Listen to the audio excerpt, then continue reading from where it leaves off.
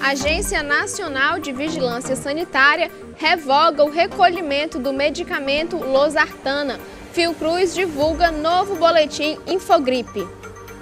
Volume de serviços prestados subiu 0,9% em maio. Inscrições abertas para a Rede Nacional de Certificadores do Enem 2022. Plenário aprova projeto de lei de diretrizes orçamentárias para 2023. A pauta é política, o noticiário internacional e as imagens que marcaram esta quarta-feira. Tudo isso e muito mais agora no União Brasil.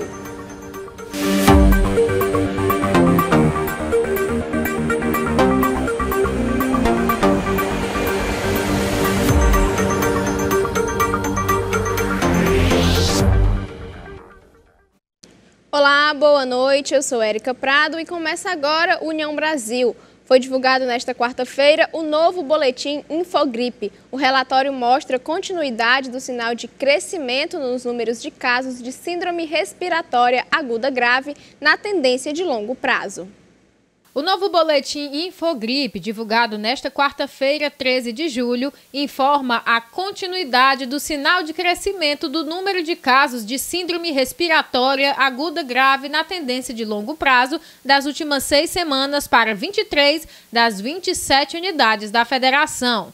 A análise é referente à semana epidemiológica 27, que compreende de 3 a 9 de julho. As informações têm como base os dados inseridos no Sistema de Informação da Vigilância Epidemiológica da Gripe até 11 de julho. Neste cenário de aumento do número de casos estão Acre, Alagoas, Amazonas, Amapá, Bahia, Ceará, Espírito Santo, Maranhão, Mato Grosso do Sul, Minas Gerais, Pará, Paraíba, Paraná, Pernambuco, Piauí, Rio Grande do Norte, Rio Grande do Sul, Rondônia, Roraima, Santa Catarina, Sergipe e Tocantins. Apenas o Distrito Federal, Goiás, Rio de Janeiro e São Paulo representam sinal de estabilidade ou queda nesse período. Nas 4 últimas semanas epidemiológicas, período de 12 de junho a 9 de julho, a prevalência entre os casos como resultado positivo para vírus respiratórios foi de 2,4% para a influenza A, 0,1% para a influenza B, 7,6% para vírus sincial respiratório e 77,6% para Covid-19. Entre os óbitos, a presença destes mesmos vírus entre os positivos foi de 1,0% para a influenza A, 0,1% para a influenza B, 1,4% para vírus sincial respiratório e 94,5% para a Covid. E de acordo com um levantamento realizado pelo Instituto Brasileiro de Geografia e Estatística, que apontou um dado preocupante sobre a queda na utilização de preservativos por adolescentes no Brasil. Um levantamento do Instituto Brasileiro de Geografia e Estatística, divulgado nesta quarta-feira, aponta uma queda na utilização da camisinha por adolescentes no Brasil.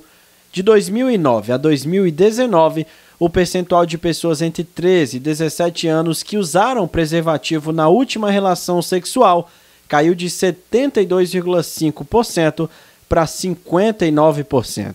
Entre as meninas, a queda foi de 69,1% para 53,5% e entre os meninos, de 74,1% para 62,8%. Os dados são um recorte de um estudo experimental da Pesquisa Nacional de Saúde do Escolar, que apresenta indicadores comparáveis de estudantes do 9º ano do ensino fundamental. A Agência Nacional de Vigilância Sanitária, a Anvisa, recuou sobre a decisão do recolhimento e interdição de diversos lotes do medicamento losartana. A Agência Nacional de Vigilância Sanitária voltou atrás na decisão de recolhimento e interdição de diversos lotes de vários fabricantes do medicamento losartana, usado para tratar pressão alta. A determinação havia sido tomada em junho, após a detecção de um tipo de impureza chamada azido, até então presente em níveis mais elevados do que o adequado.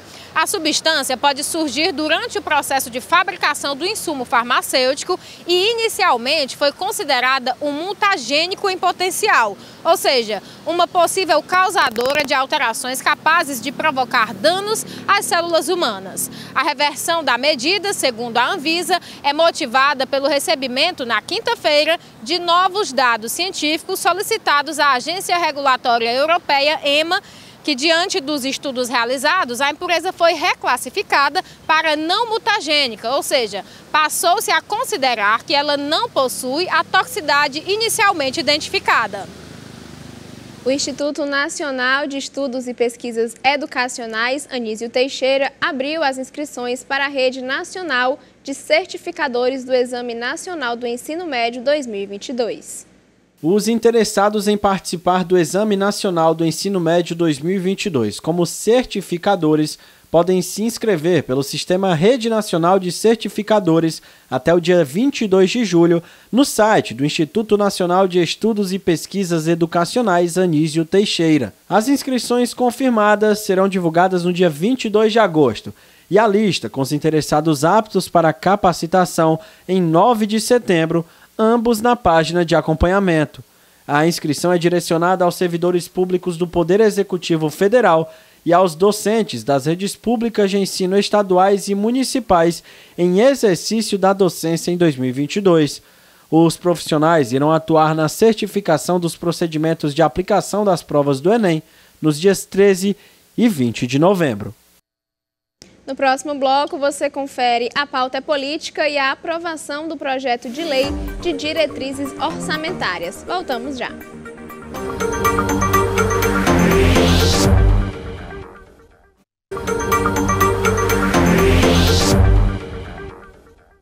MPT recomenda que Caixa não pague remuneração a Guimarães. Após votação da PEC dos benefícios ser encerrada, nova sessão virtual foi iniciada. Assuntos para a pauta política. O Ministério Público do Trabalho recomendou à Caixa que não pague uma remuneração compensatória ao ex-presidente do banco, Pedro Guimarães. O órgão pede que a instituição adote as previdências administrativas ou judiciais em 30 dias para suspender o pagamento. A recomendação foi enviada pelo Procurador do Trabalho, Paulo Neto, à presidente da Caixa, Daniela Marques, na terça-feira. Respondendo a questões de ordens apresentadas por deputados de partidos de oposição contra a manutenção da sessão e do painel eletrônico, o presidente da Câmara, Arthur Lira, encerrou a sessão que fora suspensa ontem por problemas técnicos. Uma nova sessão virtual foi iniciada em seguida para concluir a votação da proposta de emenda à Constituição do Estado de Emergência, a PEC 1522. Arthur Lira explicou que o objetivo é preservar o funcionamento do Poder Legislativo. Abre aspas. A nossa intenção foi de preservar a possibilidade regimental para que deputados em uma votação de PEC importante, polêmica, que traz efeitos sociais, econômicos, políticos, pudessem expressar a sua vontade. Fecha aspas. E com a chegada das eleições, alguns eleitores podem ter algumas dúvidas sobre o calendário eleitoral. E neste momento é necessário prestar bastante atenção nos prazos.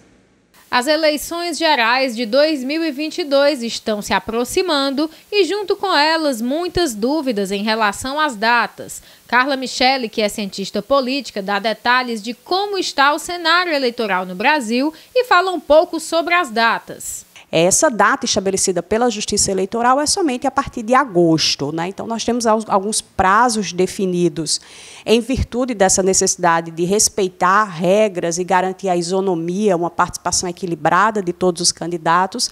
A Justiça Eleitoral estabeleceu nesse calendário para o ano de 2022 que o período das convenções partidárias vai de 20 de julho a 5 de agosto. Então, é esse o momento em que os partidos políticos devem unir os seus membros e garantir que os nomes que disputarão as eleições, né, neste ano nós temos eleições para governos estaduais, nós temos eleições para o Senado da República, para a Câmara dos Deputados, e nós temos também as eleições para presidente da República, para as assembleias legislativas. Então, é um pleito muito amplo, e a definição dessas candidaturas ocorre no momento das convenções partidárias. A cientista política contou como é dividido o tempo de propaganda eleitoral. Essa divisão do tempo ocorre principalmente a partir da quantidade de deputados federais que o partido ou a federação possuem no Congresso Nacional. Então, se dá a partir da quantidade de cadeiras. Carla Michele expôs seu pensamento a respeito da terceira via no Brasil.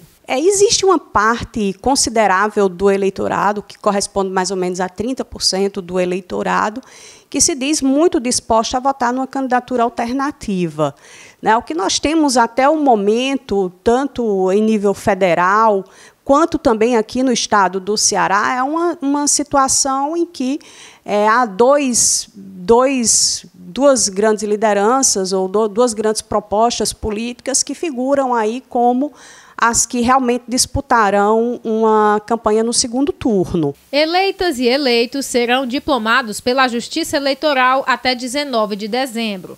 Para os cargos de presidente e vice-presidente da República, bem como de governador, a posse ocorre em 1º de janeiro de 2023. Parlamentares assumem os mandatos em 1º de fevereiro do próximo ano. O plenário do Congresso Nacional aprovou na última terça-feira o projeto de lei de diretrizes orçamentárias para 2023, com a previsão de salário mínimo de R$ 1.294. Com a aprovação da Lei de Diretrizes Orçamentárias, a LDO, o salário mínimo previsto para o ano de 2023 será de R$ 1.294, um aumento de 6,33% em relação aos R$ 1.212 vigentes. O novo valor representa a manutenção do montante conforme a previsão para o Índice Nacional de Preços ao Consumidor no ano. O índice é usado para o reajuste do salário mínimo. Este é o 4º ano seguido que o salário mínimo fica sem aumento real acima da inflação. E segundo dados divulgados pelo Instituto Brasileiro de Geografia e Estatística, o volume de serviços prestados subiu 0,9% em maio na série com ajuste sazonal.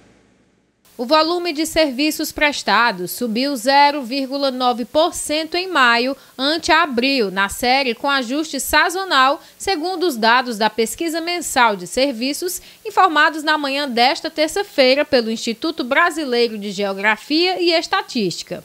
Dene Alcântara, que é supervisor da pesquisa de serviços do IBGE, detalhou como é feito o relatório e citou quais segmentos tiveram crescimento mais significativo no período. A pesquisa ela é realizada no Brasil inteiro e aqui no Ceará a gente conta com um relatório de 500 empresas que a gente monitora todo mês para ver o crescimento do setor. Na pesquisa do mês de referência de maio, a gente viu a notoriedade do setor de transportes com ênfase no rodoviário de cargas.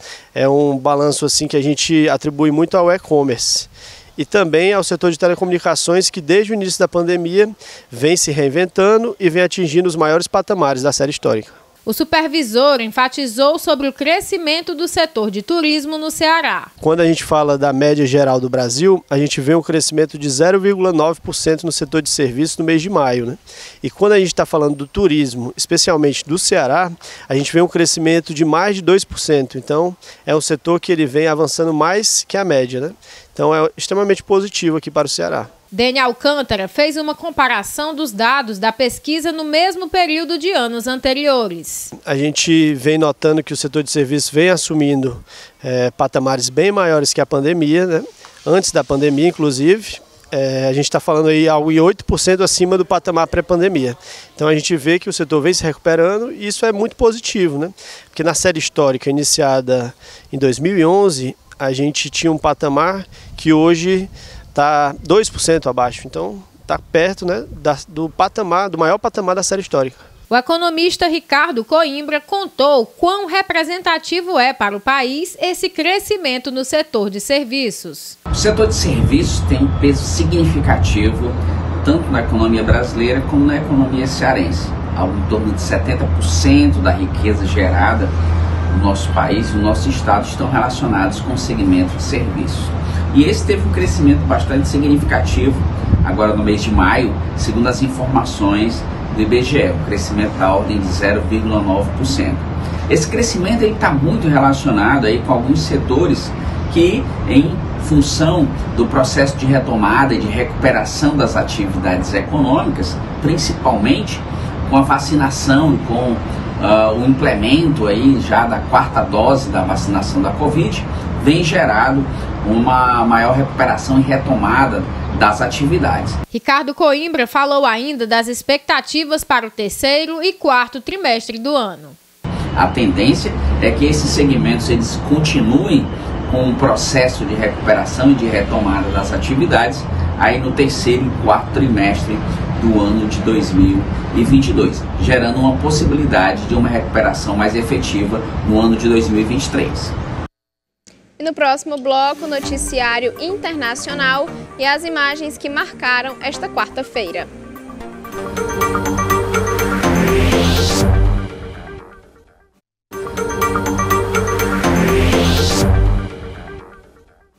Vamos conferir o noticiário internacional com as imagens da Euronews.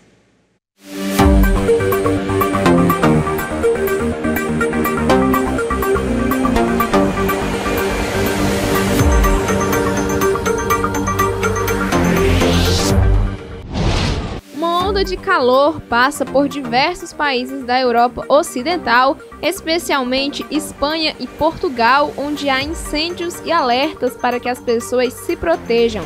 As temperaturas também estão mais altas do que o normal na França e no Reino Unido. Com as mudanças climáticas causadas pelo homem provocando secas, espera-se que o número de incêndios florestais extremos aumente 30% nos próximos 28 anos, de acordo com o relatório da ONU de fevereiro de 2022. Declarado o estado de emergência no Sri Lanka, populares invadiram as ruas de Colombo, apesar de estar em vigor o toque de recolher obrigatório. O presidente do país fugiu para as Maldivas no avião da Força Aérea antes de apresentar a demissão, como tinha prometido. Na televisão, o primeiro-ministro pediu ao exército e à polícia para fazerem o necessário para restaurar a ordem. Os manifestantes invadiram o gabinete do primeiro-ministro em Colombo, apesar da resistência policial. Delegações militares de Ucrânia e Rússia farão uma reunião nesta quarta-feira em Istambul, na Turquia, para discutir a criação de corredores navais para a exportação segura de grãos. O encontro foi confirmado pelo ministro turco da Defesa, Hulusi Akar, e terá a mediação da Organização das Nações Unidas. Em junho passado, Ankara também chegou a anunciar uma reunião a 4 para discutir a crise do trigo, mas depois a Ucrânia negou a informação. Vamos conferir agora as imagens que marcaram esta quarta-feira. Para celebrar o Dia Mundial do Rock, comemorado hoje, a Prefeitura de São Paulo montou uma programação especial durante todos os finais de semana do mês de julho. Os eventos acontecem nos equipamentos culturais municipais, abrangendo diversas vertentes do gênero musical, como punk, metal, hardcore e a psicodélia. Para garantir uma boa experiência ao público, o projeto Girls Rock Camp Brasil oferece ao público infantil diversas atividades musicais e cria um espaço dedicado ao empoderamento e protagonismo de crianças por meio da música e da arte. A Mega Sena sorteia nesta quarta-feira um prêmio acumulado e estimado em 27 milhões. Por se tratar de um concurso com final zero, o prêmio recebe um adicional das arrecadações dos 5 concursos anteriores, conforme regra da modalidade. As 6 dezenas do concurso 2.500 serão sorteadas a partir das 20 horas, horário de Brasília, no Espaço da Sorte, localizado na Avenida Paulista, com transmissão ao vivo pelo canal da Caixa no YouTube. E começa nesta quarta-feira e termina no dia 18 o período de matrículas dos selecionados na primeira chamada do Sistema de Seleção Unificada, o SISU, do segundo semestre. Serão preenchidas 65.932 vagas para mais de 2.000 cursos de graduação em 73 instituições públicas de ensino superior. A matrícula deve ser feita diretamente na instituição de ensino na qual o estudante se inscreveu e foi aprovado. E fica por aqui o jornal desta quarta-feira. Se você quer ver o seu assunto ou a sua sugestão no nosso jornal, tem várias formas de participar, seja pelo nosso Facebook, Instagram, WhatsApp, nosso canal do YouTube ou nosso e-mail jornalismo@redeunião.com.br. Sua sugestão pode estar aqui no União Brasil. Muito obrigada pela sua companhia, uma ótima noite e até amanhã. União Brasil, informação além da notícia.